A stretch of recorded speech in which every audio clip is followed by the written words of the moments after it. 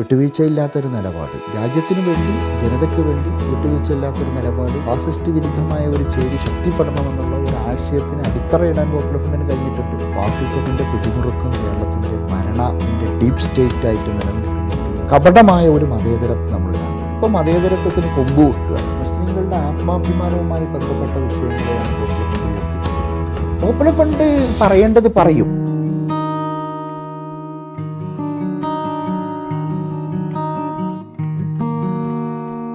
Popular ഫ്രണ്ടിൻ്റെ പിറവി അല്ല യഥാർത്ഥത്തിൽ ഭീതി ഉണ്ടാക്കിയിട്ടുള്ളത്. പോപ്പുലർ ഫ്രണ്ട് പിറക്കാനിടയായ സാഹചര്യമാണ് ഭീതിതമായി ഇട്ടുണ്ടായിരുന്നത്. ഒന്ന്, ഒരു അരക്ഷിത ബോധമുണ്ടായിരുന്ന ഒരു കാലഘട്ടത്തിൽ മുസ്ലിം സമൂഹത്തിൽ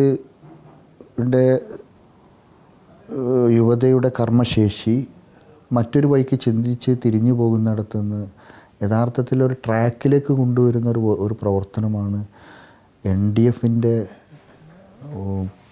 തുടക്കം മുതൽ തന്നെ അത് ചെയ്തു പോന്നിട്ടുള്ളത്. അന്ന് ഈ രാജ്യത്തെ ഏറ്റവും വലിയ ഭീഷണി എന്താണ് എന്ന് തിരിച്ചറിഞ്ഞൊരു കൂട്ടരാണ്. 4 നൂറ്റാണ്ടിന് മുമ്പ് തന്നെ ഇന്ത്യയുടെ വരാനിരിക്കുന്ന ഭാവിയിലുണ്ടാകാവുന്ന ഏറ്റവും വലിയ ഭീഷണി, അതിൻ്റെ സ്വഭാവം എന്തായിരിക്കും എന്ന് വരെ മുൻകൂട്ടി കാണാനും അതിനെതിരെ പൊതുബോധമുണ്ടായി വരാനും വേണ്ടിയായിരുന്നു പോപ്പുലർ ഫ്രണ്ടിൻ്റെ ആദ്യ രൂപമായ NDF ശ്രമിച്ചിട്ടുള്ളത്. അതിൽ ഏറ്റവും പ്രധാനപ്പെട്ട ഒന്ന്, ഫാസിസത്തിൻ്റെ ഭൂതത്തെയും അതിൻ്റെ വർത്തമാനത്തെയും അതിൻ്റെ ഭാവിയെയും വിലയിരുത്തിക്കൊണ്ട് ഇന്ത്യൻ അവസ്ഥയിൽ എന്തായിരിക്കും രാജ്യത്തിൻ്റെ സ്ഥിതിഗതികളെന്ന് കൃത്യമായിട്ട് പറയാൻ അന്നത്തെ NDFന് സാധിച്ചിട്ടുണ്ടായിരുന്നു. അതുമാത്രമാണ് യഥാർത്ഥത്തിൽ ഇന്ന് രാജ്യത്ത് നടന്നുകൊണ്ടിരിക്കുന്നതും.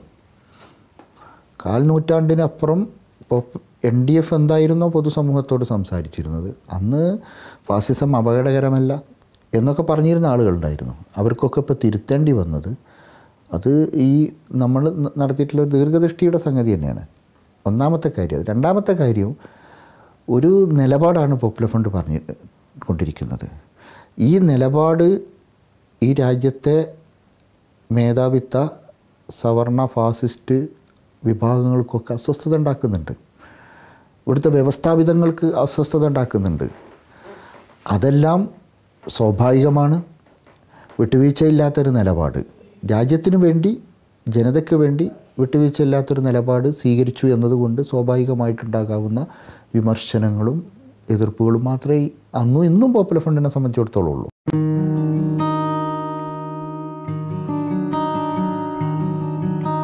പോപ്പുലർ ഫ്രണ്ടിന് ഒരു വൈകാരികമായ പ്രകടനം എന്നുള്ളത് ഒരു തെറ്റായ വിലയിരുത്തലാണ്. ഒന്ന്, വളരെ പക്വമായ ഒരു നിലപാടാണ് സ്വീകരിച്ചുകൊണ്ടിരിക്കുന്നത്. പിന്നെ ഈ പറഞ്ഞ നേരത്തെ ഞാൻ സൂചിപ്പിച്ച അപകടകരമായ ഈ വ്യവസ്ഥാപിതങ്ങൾക്കെതിരായ ഒരു നിലപാട് സ്വീകരിക്കുമ്പം അത് തങ്ങൾക്കെതിരായി വരുന്നു എന്നതുകൊണ്ട് അതിനെ തീവ്രമാക്കി മാറ്റുകയും അവർ പിന്നെ അപകടകാരികളാണെന്ന് പറയുകയും ചെയ്യുന്നത് ഈ ജീർണിച്ച ഇതിൽ നിൽക്കുന്ന എല്ലാവരും മുമ്പും ചെയ്തിട്ടുള്ളത് തന്നെയാണ്. അത്രമാത്രമേ ഉള്ളൂ. ഒരു അധിക വൈകാരികതയൊന്നും ഒരു കാര്യത്തിലും പോപ്പുലർ ഫ്രണ്ട് എടുത്തിട്ടില്ല. വളരെ പക്വമായ നിലപാടുകൾ തന്നെയാണ് എല്ലാ കാര്യങ്ങളിലും ഇക്കാലം വരെ സ്വീകരിച്ചു പോന്നിട്ടുള്ളത്.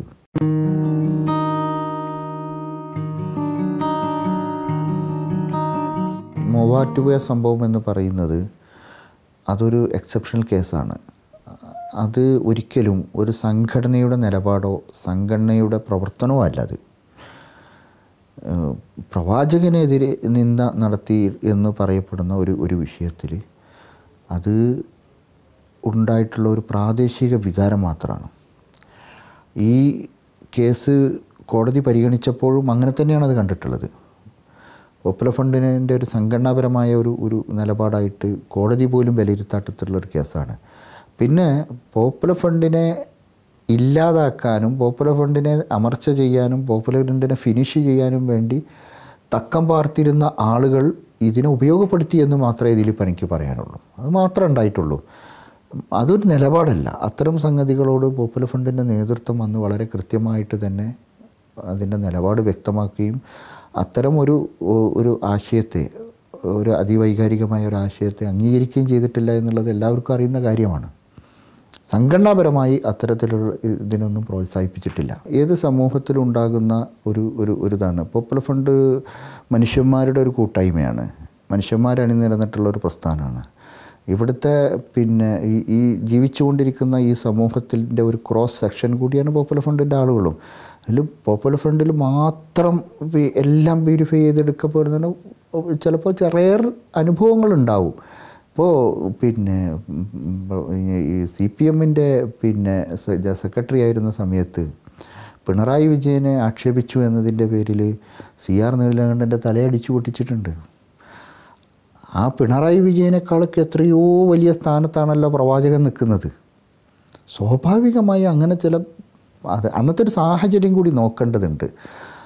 അങ്ങനെ ഒരു ഇതിലേക്ക് എത്തിപ്പെടാൻ ഒരു അതിവൈകാരികത ഉൽപ്പാദിപ്പിക്കപ്പെട്ട ഒരു സാഹചര്യം മറുഭാഗത്തുണ്ടായിരുന്നു. അത് ചിൻബാദ് പാലം പോലെയുള്ള പുസ്തകങ്ങൾ ഇറങ്ങുകയും പ്രവാചകനെയും ഇസ്ലാമിനെയും ഒക്കെ ഭയങ്കരമായിട്ട് മോശമായ രീതിയിൽ ആക്ഷേപിക്കപ്പെടുകയും ചെയ്യുന്ന ഒരു സാഹചര്യം ഉണ്ടായിരുന്നു. ആ സമയത്ത് അത് ഏതിലും ഉണ്ടാവാം. അങ്ങനെയുള്ള ഒരു വൈകാരിക പ്രകടനമുണ്ട്. അത് അംഗീകരിക്കുകയല്ല ഞാൻ ചെയ്യുന്നത്, അതിനെ പ്രോത്സാഹിപ്പിക്കുകയോ അത് ശരിയാണെന്ന് പറയുകയല്ല ഞാൻ ചെയ്യുന്നത്. മറിച്ച് അങ്ങനെയുള്ള ചില സാഹചര്യങ്ങളിൽ മനുഷ്യരുണ്ടാകാവുന്ന സ്വാഭാവികമായ പ്രതികരണങ്ങൾ മാത്രമായിട്ട് കാണുകയും, രാജ്യത്ത് കൈവെട്ടലും തലകെട്ടലും ഒക്കെ ആദ്യത്തെ സംഭവമൊന്നുമല്ല. നിരന്തരമായി ഇപ്പോഴും ഓരോ ദിവസവും ഇത്തരം സംഭവങ്ങൾ ആവർത്തിക്കപ്പെടുമ്പോഴും അതിന് കൊടുക്കാത്ത മറ്റൊരു തലം കൊടുക്കുന്നത് പോപ്പുലർ ഫ്രണ്ട് ഒരു നിലപാടുള്ള പ്രസ്ഥാനം എന്നുള്ള നിലക്ക് അത് ആർക്കൊക്കെയാണോ അസ്വസ്ഥത സൃഷ്ടിക്കുന്നത് അവരെല്ലാം ഒരു ചേരിയിൽ നിന്നുകൊണ്ട് തകർക്കാനായി ശ്രമിച്ചു എന്നുള്ളതാണ് കാണാൻ കഴിയുന്നത്.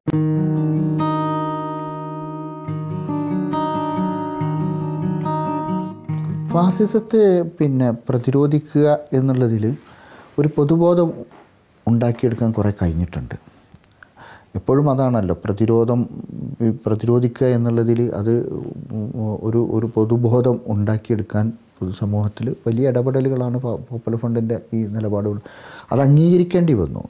ഒരു കാലത്ത് ഫാസിസത്തോട് ചേർന്ന് നിന്ന് പോകാൻ ശ്രമിച്ചിരുന്ന പലർക്കും ആ നിലപാടുകളിൽ നിന്ന് മാറിയിട്ട് ഫാസിസ്റ്റ് വിരുദ്ധമായ ഒരു ചേരി ഉണ്ടാവണമെന്നും ഫാസിസ്റ്റ് വിരുദ്ധമായ ഒരു ചേരി ശക്തിപ്പെടണമെന്നുള്ള ഒരു ആശയത്തിന് അടിത്തറയിടാൻ പോപ്പുലർ ഫ്രണ്ടിന് കഴിഞ്ഞിട്ടുണ്ട്. അത് ഫാസിസത്തെ ഇല്ലാതാക്കുന്നതിന് എല്ലാവരുടെയും ഒറ്റയ്ക്ക് ഉള്ളൊരു ശ്രമം അത് വിജയിച്ചു കൊള്ളണമെന്നില്ല, അല്ലെങ്കിൽ അത് മാത്രമാണ് പരിഹാരം എന്നുള്ളവർ എല്ലാവരുടെയും ഒരു ബോധം ഉണ്ടാക്കിയെടുക്കുക എന്നുള്ളതാണ്, അവയർനെസ്സാണ് ഏറ്റവും കൂടുതൽ ഉണ്ടായിട്ടുള്ളത്. ഇതിൽ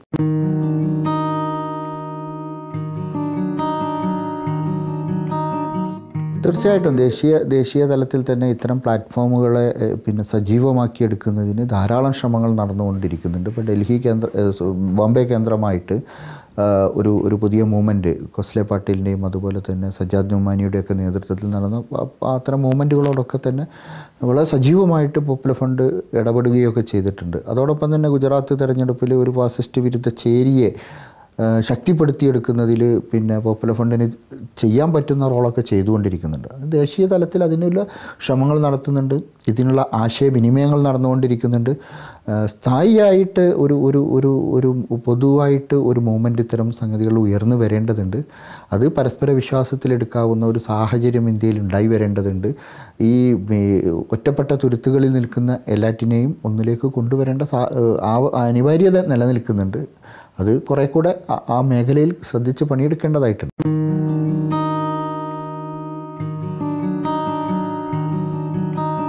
നമ്മുടെ ആഗ്രഹത്തിനനുസരിച്ച് ഒരു ഫാസിസ്റ്റ് വിരുദ്ധമായ നിലപാട് സ്വീകരിക്കാൻ CPM-ന് എന്തോ പരിമിതികളുള്ളതായിട്ടാണ് നമുക്ക് ഫീൽ ചെയ്യുന്നത്. കേരളത്തിൻ്റെ ഒരു പൊതു താല്പര്യവും പൊതുസമൂഹവും പ്രത്യേകിച്ച് ന്യൂനപക്ഷ വിഭാഗങ്ങളുമൊക്കെ വലിയ പ്രതീക്ഷയോടുകൂടിയായിരുന്നു പിണറായി ഈ സർക്കാരിനെ പിന്തുണച്ചിട്ടുണ്ടായിരുന്നത്.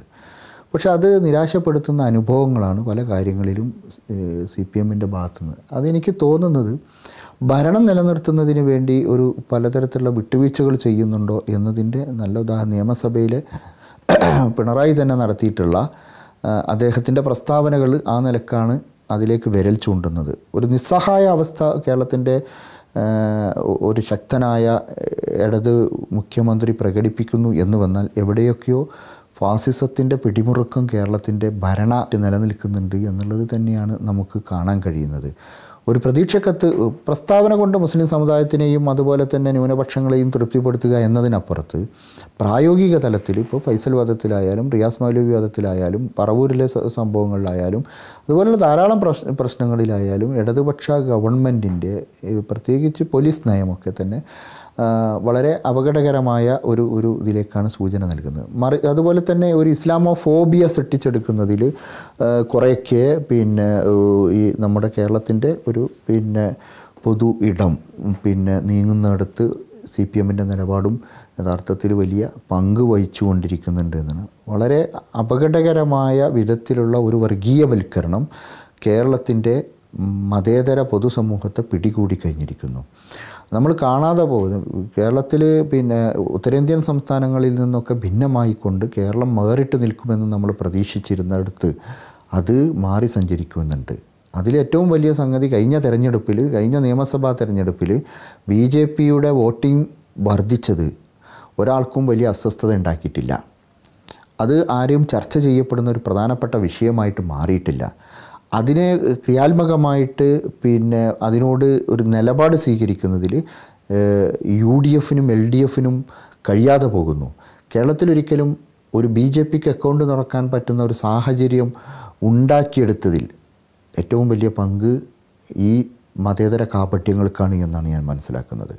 രണ്ടു കൂട്ടരും യഥാർത്ഥത്തിൽ BJP പരാജയപ്പെടണമെന്നും BJP അക്കൗണ്ട് തുറക്കാതിരിക്കണമെന്നുള്ള ഒരു നിർബന്ധ ബുദ്ധി പോപ്പുലർ ഫ്രണ്ടിന് മാത്രമേ ഉള്ളൂ എന്നുള്ളിടത്ത് കാര്യം. അതുകൊണ്ടാണ് കഴിഞ്ഞ തെരഞ്ഞെടുപ്പിൽ BJP ജയിക്കാവുന്നിടത്തൊക്കെ SDPI മത്സരിക്കാതിരുന്നതൊക്കെ നമുക്ക് കാണാൻ കഴിയുന്നത്.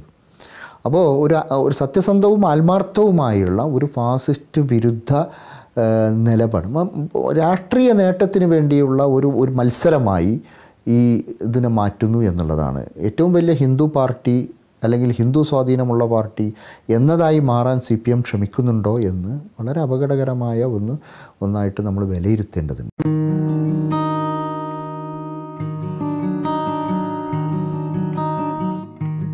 ആദ്യ വിഷയത്തിൽ യഥാർത്ഥത്തിൽ ഒരു കോടതിയിൽ നിന്ന് നീതിന്യായ സംവിധാനത്തിൽ വിശ്വസിക്കുന്ന ഒരു സമൂഹത്തിന് പ്രതീക്ഷിക്കാൻ കഴിയാത്തൊരു വിധി പ്രസ്താവമാണ് ഉണ്ടായിട്ടുള്ളത്.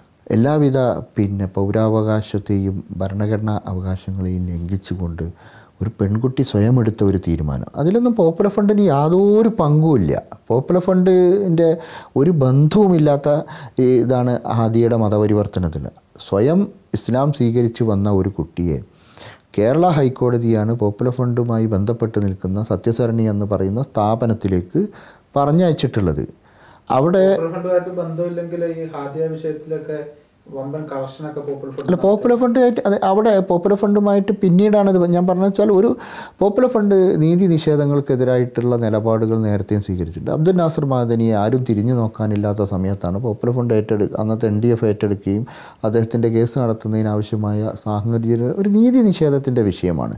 അതിനി ആർക്കായാലും ആ നീതി നിഷേധത്തിൻ്റെ വിഷയം എന്നുള്ള നിലക്ക് തന്നെയാണ് ഹാദിയയുടെ ഇഷ്യൂ. ഒരു ഇൻജസ്റ്റിസ് നടന്നാൽ അവിടെ അത് ആർക്ക് വേണ്ടിയായാലും രംഗത്തുണ്ടാകാൻ പോപ്പുലർ ഫണ്ട് മുൻപിലുണ്ടായിട്ടുണ്ട്. ആ ഒരു വിഷയമായിട്ടാണ് ഫണ്ട് കളക്ഷൻ നടത്തുന്നതും അത് കേസ് നടത്തുന്നതിൽ ഇൻവോൾവ് ചെയ്തിട്ടുള്ളതും. അത് ശരിയായിരുന്നു എന്ന് പിന്നീട് പോപ്പുലർ ഫണ്ടിൻ്റെ നിലപാട് ഈ കാര്യത്തിൽ ശരിയായിരുന്നു എന്ന് തെളിയിക്കുന്നത് തന്നെയാണല്ലോ.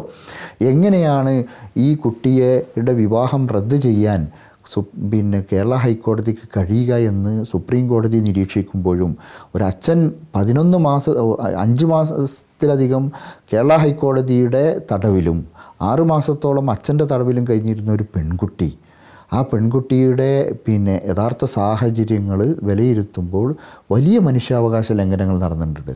പക്ഷെ അവിടെ അത് പോപ്പുലർ ഫണ്ടുമായിട്ട് എന്തോ തരത്തിലുള്ള ബന്ധമുണ്ട് എന്നതിൻ്റെ പേരിൽ അല്ലെങ്കിൽ പോപ്പുലർ ഫണ്ടുകാർ ഈ വിഷയത്തിൽ ഇനീഷ്യേറ്റീവ് എടുത്തതിൻ്റെ പേരിൽ ആ കുട്ടിയെ കൂടുതൽ ബന്ദിയാക്കാനാണ് കേരളത്തിലെ മാധ്യമങ്ങൾ, കേരളത്തിലെ പൊതുസമൂഹം, മതസംഘടനകൾ, മതേതര നേതൃത്വങ്ങളൊക്കെ ചെയ്തിട്ടുള്ളത് എന്നാണ്. അതിലെല്ലാവരും കുറ്റവാളിയാണ്. ആദ്യം അനുഭവിച്ച 11 മാസത്തിന് കേരളത്തിൻ്റെ കപട മതേതരത്വം ഉത്തരവാദിത്വം വഹിക്കേണ്ടതുണ്ടെന്ന് ഞാൻ പറയുന്നു. മതനിരപേക്ഷമായ ഒരു സമൂഹത്തിൽ നിന്ന് സംഭവിക്കാൻ പാടില്ലാത്തതാണല്ലോ സംഭവിച്ചിട്ടുള്ളത്. കപടമായ ഒരു മതേതരത്വം നമ്മൾ കാണിക്കരുത്. നമ്മൾ സത്യസന്ധമാണ്. ഇപ്പോൾ മതേതരത്വത്തിന് കൊമ്പ് വെക്കുകയാണ്. മതേതരത്വത്തിന് കൊമ്പ് വെച്ചൊരവസ്ഥയാണ് നമുക്കുള്ളത്. അത് മാറേണ്ടതുണ്ട്. നമ്മൾ സത്യസന്ധമായിട്ട് കാര്യങ്ങൾ, ഞാൻ പറയുന്നു, ഹാദിയയെ കേരളത്തിൽ നിന്ന് തമിഴ്നാട്ടിലേക്ക് വിട്ടത് ആ കുട്ടിക്ക് സ്വസ്ഥമായ വായു ശ്വസിക്കാൻ അവസരമുണ്ടായി എന്ന് വിശ്വസിക്കുന്നവനാണ് ഞാൻ. സ്വന്തം കോളേജിൻ്റെ പ്രിൻസിപ്പൾ പത്രസമ്മേളനത്തിനടക്കം സാവകാശം ചെയ്തു കൊടുക്കുമ്പോൾ കേരളത്തിൻ്റെ വനിതാ കമ്മീഷനോ മനുഷ്യാവകാശ കമ്മീഷനോ പോലീസോ കഴിഞ്ഞ ആ 5-6 മാസക്കാലം ഈ കുട്ടിയെ എന്താക്കിയായിരുന്നു? നമുക്കൊരു ഒരു ഭരണ സംവിധാനം പോലും ആർക്കോ വേണ്ടി കീഴൊതുങ്ങി നിൽക്കുകയില്ലായിരുന്നോ? കോടതി ഒരിക്കലും ഹാദിയെ ബന്ദിയാക്കി നിർത്താൻ പറഞ്ഞിട്ടുണ്ടായിരുന്നില്ലല്ലോ. കോടതി ഒരു ഘട്ടത്തിലും ഹാദിയക്ക് തടവ് വിധിച്ചിട്ടില്ലല്ലോ. ആദ്യമൊക്കെ ഭക്ഷണം കഴിക്കാനും വായു ശ്വസിക്കാനും പുറത്തിറങ്ങി നടക്കാനും പോലുമുള്ള മര്യാദയ്ക്കുള്ളൊരു സ്വാതന്ത്ര്യം പോലും അനുവദിച്ചു കൊടുക്കാതെ നിർത്തിയതിൽ ആരായിരുന്നു കുറ്റവാളി? അതുകൊണ്ടാണ് ഞാൻ പറഞ്ഞത് കപട മതേതരത്വം ഉണ്ടായിട്ടുണ്ട് എന്ന് പറയുന്നത്. മതനിരപേക്ഷമായ ഒരു സർക്കാർ അധികാരത്തിലിരിക്കുമ്പോൾ ഉണ്ടാകാൻ പാടില്ലാത്ത ഒന്നായിരുന്നു. അത് ഒരു വലിയ അപകടകരമായ ഒന്നിലേക്കാണ് എത്തിച്ചിട്ടുള്ളത്.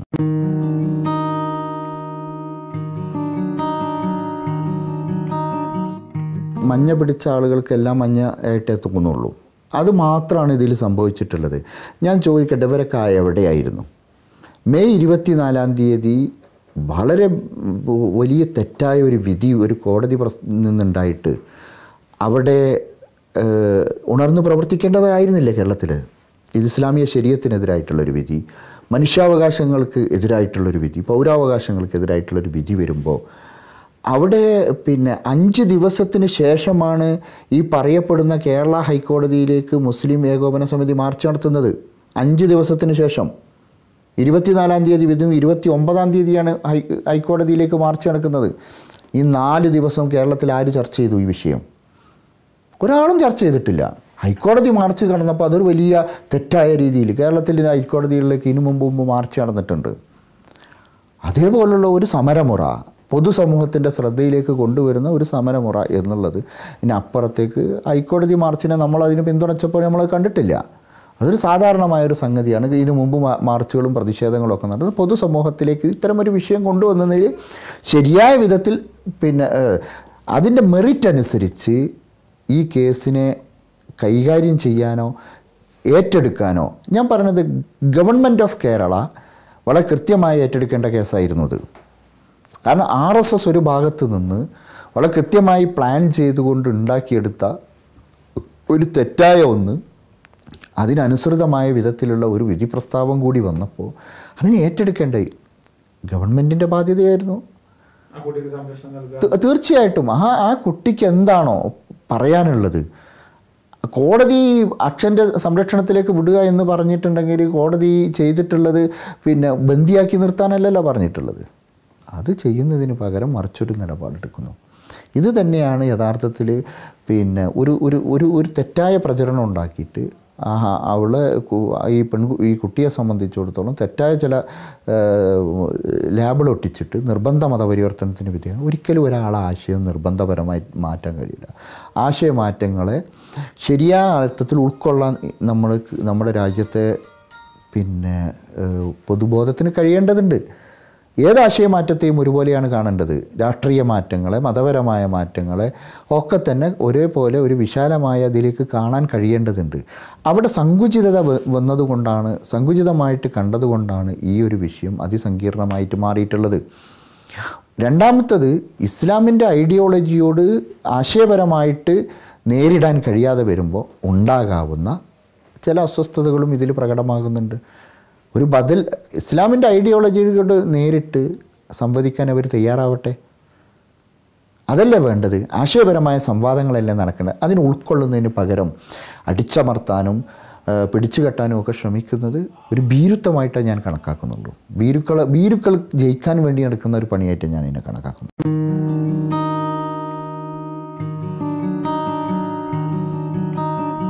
പോപ്പുലർ ഫണ്ടാണ് എന്നൊരു ഭാഗത്ത് അങ്ങോട്ട് വരുത്തി തീർക്കുന്നതോടുകൂടി ഇതിനൊരു മാർക്കറ്റിംഗ് ഉണ്ടാകുന്നു എന്നുള്ളതാണ്. അത് മാത്രമാണ് ഇതിൽ നടക്കുന്നുള്ളൂ. കാരണം ഇതിലൊന്നും തന്നെ ഈ പറഞ്ഞ സംഭവത്തിൽ പോപ്പുലർ ഫണ്ടിൻ്റെ പ്രസിഡൻ്റ് എന്നുള്ള നിലയ്ക്ക് ഞാൻ ഈ കാര്യത്തിലുള്ള നിലപാട് നേരത്തെ വ്യക്തമാക്കിയിട്ടുള്ള ഓരോരുത്തരുടെയും സ്വാതന്ത്ര്യവുമായി ബന്ധപ്പെട്ട് അത് മതപരമായി അത്തരം വിഷയങ്ങൾ നമ്മൾ ചർച്ച ചെയ്യാറില്ല. ഒരുപാട് കാര്യങ്ങളിൽ ആദ്യം നിങ്ങൾ വ്യക്തമാക്കേണ്ടത് നിങ്ങളുടെ പ്രവർത്തകരോട് തന്നെ. അല്ല, പ്രവർത്തകർ ഇതിലില്ല. പോപ്പുലർ ഫ്രണ്ടിൻ്റെ ഒരു പ്രവർത്തകനും ഇത്തരം ഒരു ഇതിനെ ഇതാക്കുന്നവരല്ല. ആരെങ്കിലും എന്തെങ്കിലുമൊക്കെ ചെയ്യുന്നുണ്ടെങ്കിൽ അത് പോപ്പുലർ ഫണ്ടിൻ്റെ തലയിൽ വെച്ച് കെട്ടിയിട്ട് അത് പോപ്പുലർ ഫണ്ടാണെന്ന് പറയുന്നതോടുകൂടി ഒരു മാർക്കറ്റിംഗ്, അത് ഞാൻ പറഞ്ഞു വരുന്നത് ഇതിൻ്റെ മൊത്തം സംഗതികളുടെ ഇതിപ്പോൾ സാമൂഹ്യ മാധ്യമങ്ങളിലൂടെയാണ് ഈ പ്രചരണം നടത്തുകൊണ്ടിരിക്കുന്നത്. ഇതിൻ്റെ ഒറിജിനൽ ഐഡിയ ഒക്കെ ഒന്ന് തപ്പേണ്ടി വരുമെന്നാണ് ഞാൻ പറഞ്ഞത്. ഇതിൻ്റെയൊക്കെ പിന്നിൽ ആരാണെന്നുള്ളത്. ഇവിടുത്തെ ഇസ്ലാം വിരുദ്ധരായ കുറേ ശക്തികളുണ്ട്, യുക്തിവാദികളായിട്ടുള്ള. യുക്തിവാദികളെന്നൊക്കെ പറഞ്ഞാൽ ഭയങ്കര കാപട്യക്കാരാണ്. കാരണം യുക്തിവാദികൾക്കൊരു മതവും ജാതിയൊന്നുമില്ല. അതാണല്ലോ യുക്തിവാദം എന്ന് പറയുന്നത്. പക്ഷേ യോഗ സെൻറ്ററിൽ ക്ലാസ് എടുക്കാൻ പോകുന്നത് ജബ്ബാറും കൂട്ടരുമാണ് എന്ന് പറയുമ്പോൾ ഓരെന്ത് യുക്തിവാദ? ഇസ്ലാം വിരുദ്ധത മാത്രമാണത്. ജബ്ബാറിൻ്റെയൊക്കെ നേതൃത്വത്തിലുള്ള സംഘങ്ങൾ പോയിട്ടാണ് RSSൻ്റെ യോഗ കേന്ദ്രത്തിൽ പോയിട്ട് മുസ്ലിം വിരുദ്ധത കുത്തി നിറച്ചു കൊടുക്കുന്നത്. ചേകന്നൂരിസ്റ്റുകൾ ഇങ്ങനെ കുറേ ആൾക്കാരുണ്ട്. ഇവർക്ക് ചില വേറെ പണിയൊന്നും ഉണ്ടാവില്ല. അത് വെച്ചിട്ട് ഇസ്ലാമിനെയും മുസ്ലിങ്ങളെയും താറടിക്കാൻ വേണ്ടി നടത്തിക്കൊണ്ടിരിക്കുന്ന ശ്രമങ്ങളുടെ ഭാഗമായിട്ട് ഇതൊക്കെ കാണാൻ കഴിയുള്ളൂ. ഇതല്ലാതെ ഒരു പ്രസ്ഥാനം എന്നുള്ള നിലക്ക് പോപ്പുലർ ഫണ്ടിന് ചില നിലപാടുകളും കാര്യങ്ങളും. പോപ്പുലർ ഫണ്ട് ഒരു മൂവ്മെൻറ്റാണ്. ഇന്ത്യ രാജ്യത്ത് ചില ലക്ഷ്യത്തോടു കൂടി മുന്നോട്ട് പോയിക്കൊണ്ടിരിക്കുക. ഒരു സമൂഹത്തെ അടിത്തട്ട് മുതൽ ശക്തിപ്പെടുത്തിയെടുത്തുകൊണ്ടുകൊണ്ട് ഈ സമൂഹത്തിൽ പരിഗണിക്കപ്പെടുന്നൊരു വിഭാഗമാക്കി മാറ്റാനുള്ള വളരെ ബോധപൂർവമായ ചില ശ്രമങ്ങൾക്കാണ്. ഒരുപാട് കാലത്തെ ദുരനുഭവങ്ങളിൽ നിന്ന് മാറ്റിയെടുത്തുകൊണ്ട് ഒരു വികൃതമായ ഒരു മുഖത്തിൽ നിന്ന്, വികൃതമായ ഒരു ചിത്രത്തിൽ നിന്ന് ഈ സമൂഹത്തെ ഒന്ന് മാറ്റിയെടുക്കേണ്ടതുണ്ട്. ഈ ഒരു മിഷനാണ് പോപ്പുലർ ഫണ്ട് ഏറ്റെടുത്തിട്ടുണ്ട്. അതിൽ ഇത്തരം നിസ്സാര കാര്യങ്ങളിലേക്ക് തലയിടാനോ ഇത്തരത്തിലുള്ള പ്രശ്നങ്ങളിൽ കിണഞ്ഞ് കിടക്കാനോ പോപ്പുലർ ഫണ്ട് ആഗ്രഹിക്കുന്നില്ല. അങ്ങനെയാണെങ്കിൽ പോപ്പുലർ ഫണ്ട് പറയേണ്ടത് പറയും. അത് ഫാസിസം അപകടകരമാണ് എന്ന് പറയേണ്ടത് രാജ്യവിരുദ്ധ സാമ്രാജ്യത്വത്തിൻ്റെ പിടിയിലേക്ക് പോയിക്കൊണ്ടിരിക്കുന്നവരോട്, ഇവിടുത്തെ കോർപ്പറേറ്റുകളാൽ നിയന്ത്രിക്കപ്പെടുന്ന ഒരു ഭരണ സംവിധാനം, ഇതൊക്കെ ഉള്ളിടത്ത് പോപ്പുലർ ഫണ്ടിന് ധാരാളം പണിയെടുക്കാനുണ്ട്. അല്ലാതെ ഇത്തരത്തിലുള്ള വഴിയിൽ നടന്നുകൊണ്ടിരിക്കുന്ന ചെറിയ ചെറിയ നിസ്സാരമായ നോൺ ഇഷ്യൂസ് ഇഷ്യൂ ആക്കി എടുക്കുന്ന സംഘടനയല്ല പോപ്പുലർ ഫണ്ട്. ആ കാര്യത്തിൽ കൃത്യമായ നിലപാടാണ്. അതിൽ പോപ്പുലർ ഫണ്ടിൻ്റെ പ്രവർത്തകന്മാർ അത്തരം വിഷയങ്ങളിലില്ല എന്ന് തീർത്തു പറയാൻ എനിക്ക് കഴിയും. സംഘടനാപരമായി തീർച്ചയായിട്ടും അത് പറയാൻ നമുക്ക് കഴിയും. കാരണം പോപ്പുലർ ഫണ്ടിൻ്റെ പണി ഇതല്ല. മറ്റൊന്ന് ഞാൻ പറഞ്ഞത്, ഇതിൻ്റെയൊക്കെ എന്ന് വെച്ചാൽ കേരളത്തിൻ്റെ മനസ്സുകളെ വർഗീയവൽക്കരിക്കുന്നതിൽ ഇത്തരം ശക്തികൾ വല്ലാതെ റോള് വഹിച്ചുകൊണ്ടിരിക്കുന്നുണ്ട്. അതാണ് ഞാൻ പറഞ്ഞത്, ഒരു കപട മതേതരത്വ മുഖം വെച്ചുകൊണ്ട് ഒരു ഇസ്ലാം വിരുദ്ധത ഉണ്ടാക്കിയെടുക്കാൻ പലരും ശ്രമിച്ചുകൊണ്ടിരിക്കുന്നുണ്ട്. അതിൻ്റെയൊക്കെ ഭാഗമായിട്ടാണ് ഇത് കാണാൻ കഴിയുന്നത്. പേടി തോന്നുന്നുണ്ട് കേരളത്തെക്കുറിച്ച് ചിന്തിക്കുമ്പോൾ. നമ്മുടെ ഡിവിഷൻ പൂർത്തിയാക്കുകയാണ് ഇവർ. നമ്മൾക്കിടയിലുള്ള മതിലുകൾ തീർക്കുകയാണ് ചെയ്യുന്നത്. ഇതിൻ്റെ നേട്ടം വോട്ട് മാത്രമാക്കിയിട്ട് കണക്കാക്കുന്ന കൂട്ടരുണ്ട്.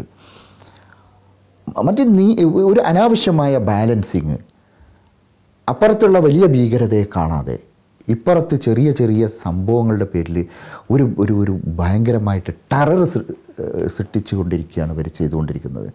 ഇത് തീർത്തും തെറ്റായ ഒരു അവസ്ഥയിലേക്കാണ് കേരളത്തെ കൊണ്ടെത്തിക്കുക എന്നുള്ളത്.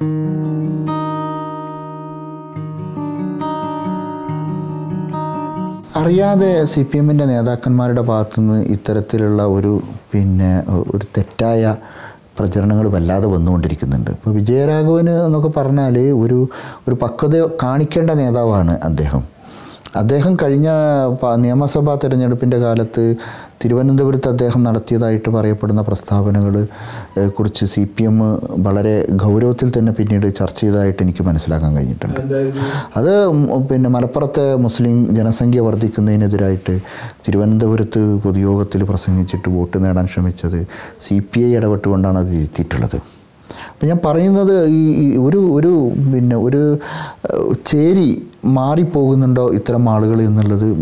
വിജയരാഘവനെ പോലുള്ളൊരു പക്വത ഉള്ള നേതൃത്വമൊക്കെ CPM-ൽ നിന്ന് പ്രതീക്ഷിക്കുന്നതല്ല എന്നുണ്ടെങ്കിൽ ഒരു വർഗീയമായിട്ട് അവരുടെ പ്രസ്താവനകൾ മാറുന്നുണ്ടെങ്കിൽ അത് CPM-നകത്ത് സംഭവിച്ചുകൊണ്ടിരിക്കുന്ന ഇത്തരം അപജയങ്ങളെ CPM തന്നെയാണ് തിരുത്തേണ്ടത് എന്ന് ഞാൻ പറയും.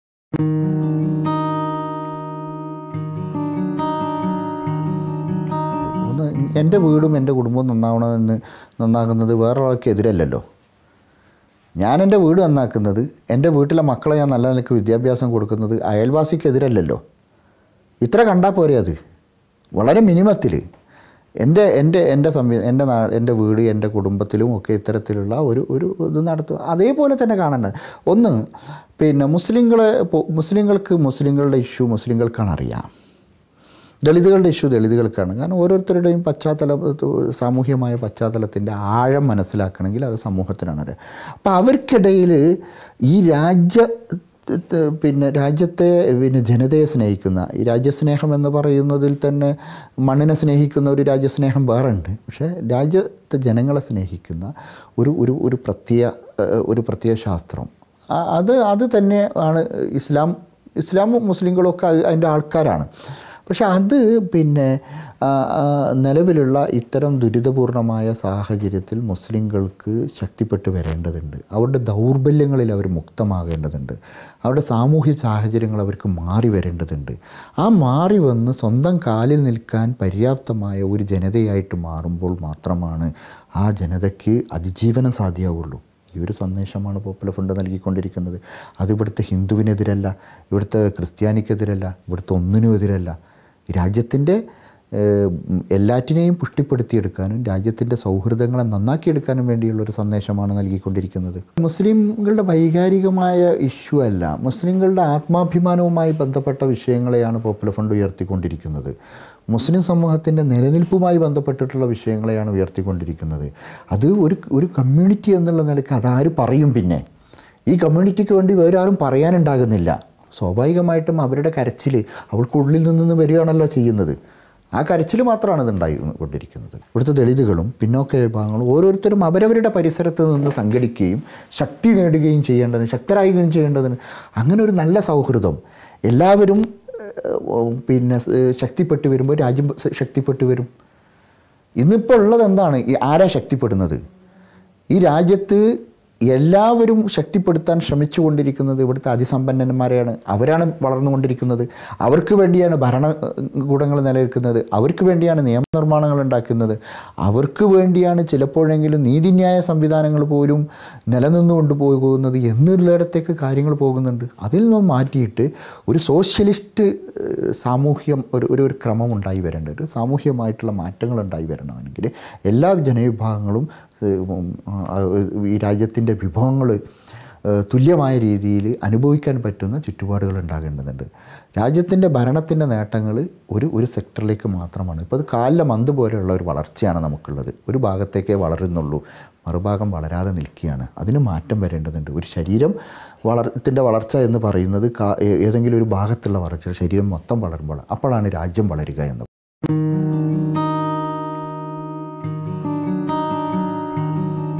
സംവരണത്തെക്കുറിച്ചിട്ട് അതൊരു സാമൂഹ്യ നീതിക്ക് വേണ്ടിയുള്ള ഒന്നാണ്. അത് സാമ്പത്തിക നീതിയോ സാമ്പത്തിക തുല്യതയോ തൊഴിൽ കൊടുക്കാനുള്ള സംഗതിയായിട്ടല്ല. എന്ത് കാരണങ്ങൾ, ഓരോ സമൂഹവും അവരുടെ സാഹചര്യങ്ങളാണ് അവരെ ആ ഒരു പിന്നോക്കം പോക്കിയിട്ടുള്ളത്. സാമൂഹ്യ സാഹചര്യങ്ങളാണ് പിന്നോക്കാവസ്ഥയിലേക്ക് എത്തിച്ചിട്ടുള്ളത്. അവിടെ നിന്ന് ആ ഒരു മാനദണ്ഡം വെച്ചുകൊണ്ട് തന്നെ സംവരണം വേണമെന്നുള്ള ഭരണഘടനാപരമായ ഒരു താല്പര്യം സംരക്ഷിക്കപ്പെടേണ്ടതുണ്ട് എന്ന് നമ്മളിപ്പോൾ പറഞ്ഞത്. നീതി എന്നുള്ളത്, സാമൂഹ്യ നീതി നടപ്പാക്കണമെങ്കിൽ അത് ജോലി കൊടുത്തുകൊണ്ട് ഏതെങ്കിലും സാമ്പത്തികമായ ഇതിനല്ല. സമ്പത്ത് എന്ന് പറയുന്നത് മാറി മറിഞ്ഞുകൊണ്ടിരിക്കുന്ന ഒന്നാണ്. സാമൂഹ്യാവസ്ഥ എന്ന് പറയുന്നത് അത് സാമൂഹ്യാവസ്ഥ ഒരു ബോധം കൂടിയാണത്. ഒരു ബോധം, ആ ബോധതലത്തിലേക്ക് അവരെ ഉയർത്തിക്കൊണ്ടുവന്നുകൊണ്ട് എന്തെങ്കിലുമൊക്കെ ചെയ്യാൻ പറ്റും, എന്തെങ്കിലും കഴിയുമെന്നുള്ള ഒരവസ്ഥയിലേക്ക് ആ സമൂഹത്തെ ഉയർത്തിക്കൊണ്ടുവരേണ്ടത്, സമൂഹത്തിൻ്റെ ഒരു പൊതുധാരയിലേക്ക് അവരെ കൊണ്ടുവരേണ്ടതുണ്ട്. അത് നല്ല സ്റ്റാറ്റസിലായിരുന്നു ഇവിടുത്തെ മുന്നോക്ക സമൂഹങ്ങളുള്ളത്. സാമൂഹ്യമായ സ്റ്റാറ്റസ് അവരത് വലുതാണ്. ഇവിടുത്തെ പിന്നോക്ക വിഭാഗങ്ങളുടെ സാമൂഹ്യ സ്റ്റാറ്റസ് വളരെ താഴെയാണ് കിടക്കുന്നത്. ഈ സ്റ്റാറ്റസ് മാറ്റിയെടുക്കുക എന്നുള്ളതാണ് ഒരു തുല്യ പരിഗണന കിട്ടൽ അപ്പോഴാണ് ഉണ്ടാകുക. ജോലി കൊടുത്തിട്ട് മാറ്റിയെടുക്കാൻ കഴിയുന്ന അതല്ല.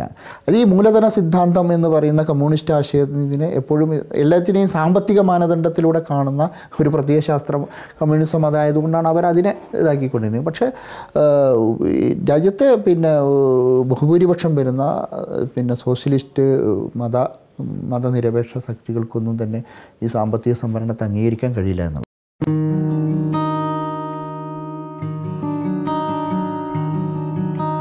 പോപ്പുലർ ഫ്രണ്ടിനെ നിരോധിക്കേണ്ട ഒരു സാഹചര്യവും നിലവിലില്ല.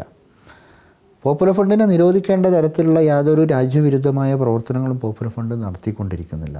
അതുകൊണ്ട് തന്നെ നിരോധനം എന്ന് പറയുന്നത് അത് അവരുടെ രാഷ്ട്രീയ നേട്ടത്തിന് വേണ്ടിയുള്ള ഒരു സംഗതിയായിട്ട് അവർ പറഞ്ഞുകൊണ്ടിരിക്കുക എന്നുള്ളതാണ്. പിന്നെ ഇതൊരു ആശയമാണ്, നിലപാടാണ്.